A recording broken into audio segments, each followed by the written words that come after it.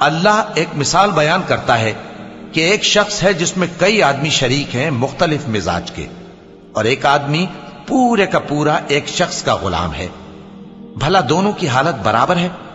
نہیں، الحمدللہ، مگر یہ اکثر لوگ نہیں جانتے۔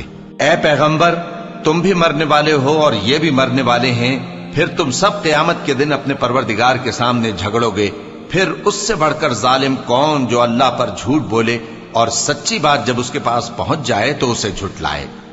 کیا جہنم میں کافروں کا ٹھکانہ نہیں ہے؟ اور جو شخص سچی بات لے کر آیا اور جس نے اس کی تصدیق کی، وہی لوگ متقی ہیں۔ وہ جو چاہیں گے ان کے لیے ان کے پروردگار کے پاس موجود ہے۔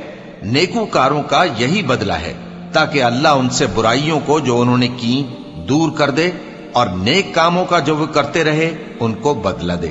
کیا اللہ اپنے بندے کو کافی نہیں؟ اور اے نبی